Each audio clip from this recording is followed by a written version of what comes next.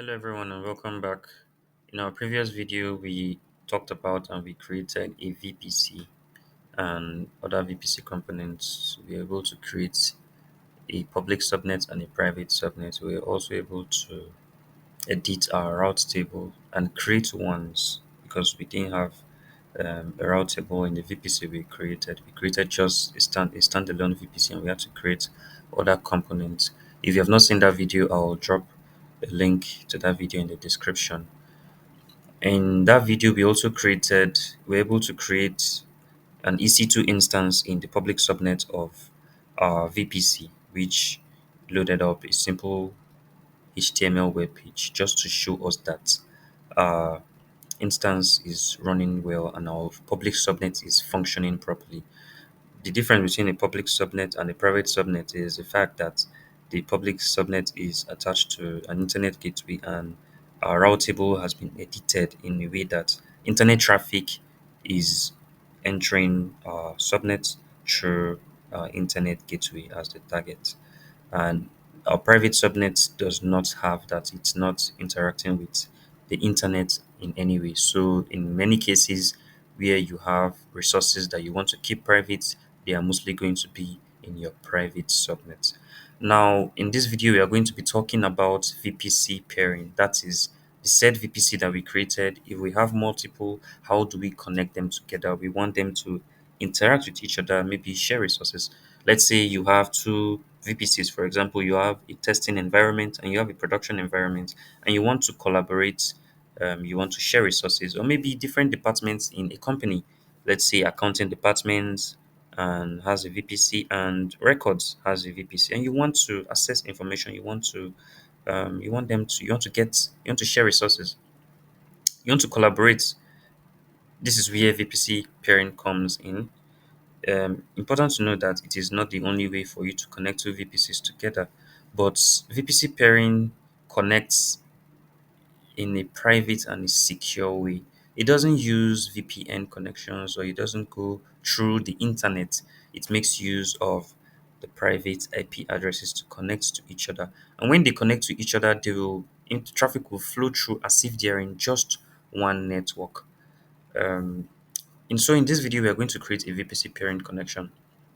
For the purpose of this video, we have two instances in our two VPCs, and both of them are able to load up a simple web page that we are going to see very shortly, just to just for the demonstration. Because what we want to do is to connect.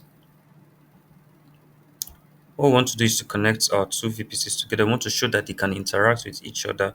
In as of this moment, they are still separate, they are not interacting with each other, they are not together.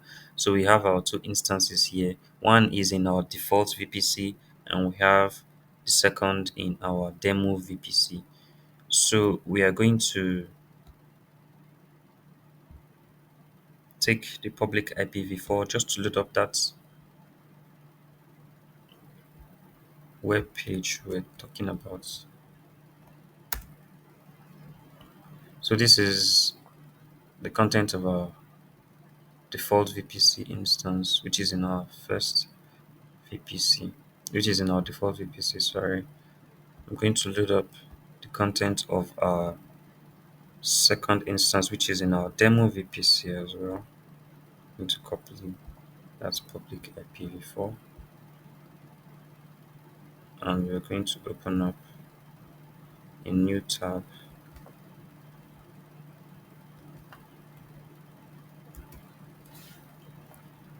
And so this is the content of our instance, which is running our HTML page that is in our demo VPC. So we are going to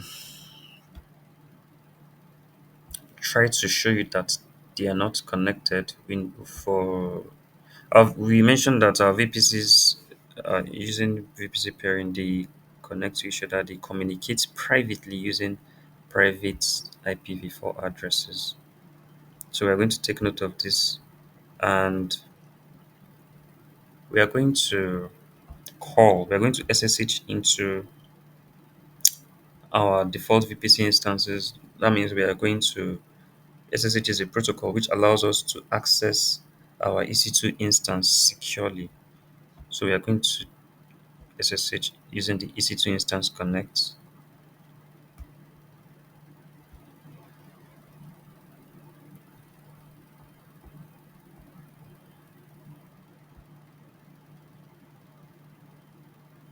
Just waiting for it to establish that connection to our EC2 instance. Okay, and so we are here. We are going to type in the call command and we are going to input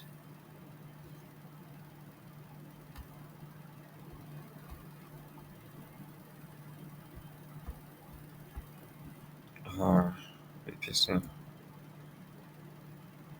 our private address for our demo VPC instance. Just to let you know that this is going to come up with an error message to let us know that there is no connection. So our VPCs are still separate. So our VPCs cannot interact with each other. We are trying to call up the content of our instance. We're trying to call up this content. This is supposed to come back to us here.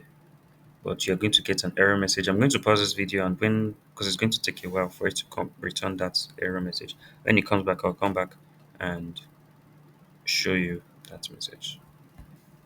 We have created our VPC pairing connection. We'll come back and input this command once again, and you see that we'll get a different result. So we're going to go now to we're going to click on VPC because we want to create a VPC pairing connection.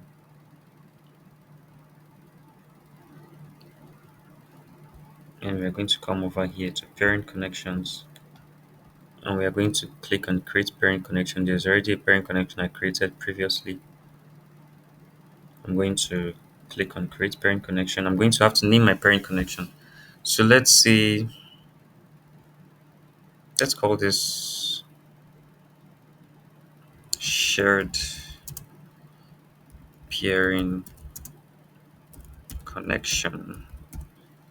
Hopefully you'll be able to pick a better name than I am. This is the only thing that's coming to my mind as of now. So in creating a pairing connection, you're going to select a requester VPC and you're going to select an acceptor VPC.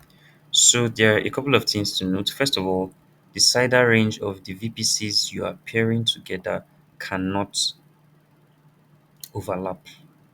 You are, as you can see here, if we try to put in, we're going to have to put our VPC, requesting VPC. This is a CIDR range, and we're going to put demo VPC as a second. This is a CIDR range. If these CIDRs were overlapping, you would not be able to move further than this. It will tell you that the CIDRs are overlapping and you would have to choose another VPC whose CIDR are not overlapping. An extra thing to note is that the VPC connection is between two VPCs, a requester and a receiver. It is not between 1 and 2 or 1 and 3 or 1 and 4. It is between a VPC and another VPC. And you can pair with a VPC in the same account like I'm currently doing and the same region, or you can pair between VPCs in different accounts. You can pair between VPCs in different regions. I'm going to come over here and click on create pairing connection. And this is going to come bring me to this page here with extra details.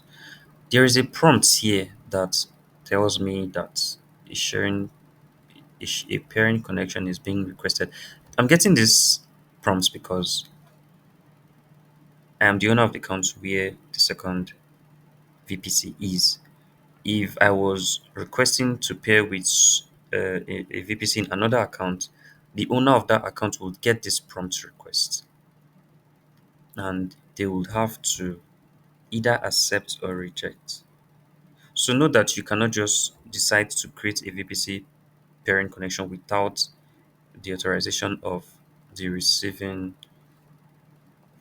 VPC. So I'm going to come here and accept this request. And there's another prompt here, as you can see, because just creating that VPC pairing connection and naming it doesn't make our VPCs connected. I'm going to have to modify my route table of both my requesting VPC and my accepting VPC. So I'm going to click on modify route tables, and I'm going to come to my public route table. This is the route table in my demo VPC, as you can see here, and my default VPC is in default um, my default VPC route table is in my default VPC. Sorry. So I'm going to come to the route in my public route table. This is the public route table. I'm going to set destinations using um, my parent connection as the target. It is important that you have to note the destination CIDR of where you want traffic to come from. So for my public route table, I am going to have to note the CIDR block of my default VPC. And if I don't know that, I'm going to have to come to VPCs and check on CIDR.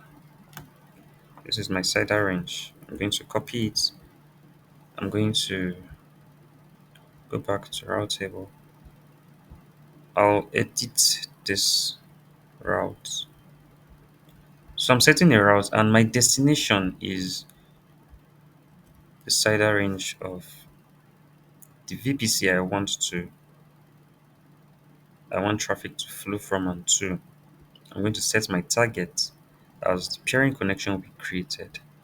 So you can see shared pairing connection here. You click on it and then you save changes. And so likewise, I'm going to come to my default VPC route table, and I'm going to click on route as well. Like I said, you must have noted the CIDR because you are going to need it. So the CIDR of the destination, I already know that is just, and I'm going to choose a parent connection once again as a target, and I'm going to click on shared parent connection and save changes. And with this, I have modified my route table successfully. And so I'm going to come back to my EC2 instance here to put in this command once again. Curl,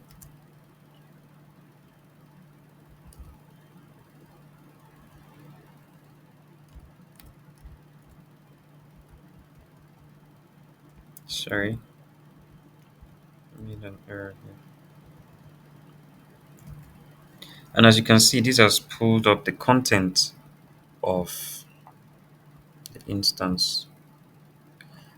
It's running the Apache web server. This is the manual instance that is running the Apache web server. This is the instance that called the content of this. This is our default instance. This is our demo instance. And with this, you can see that our VPCs, our parent connection was successful, and our two VPCs are able to communicate with each other now. I'm going to go ahead to delete the contents of this. But just to give you some extra information about VPC pairing, the VPC pairing keeps traffic off of the public internet, reducing attack. It reduces attacks like distributed denial of service attacks. It is easy to set up, like we just saw, and it's mostly used for services that don't need to connect to the internet. Like we said, the VPC has limitations as well in terms of scalability, and that is where you probably have to start looking at other options of connecting your VPCs together, such as transit gateway or site to site VPN connections. Do well to like, share, and subscribe. Thank you. I'll catch you in the next video.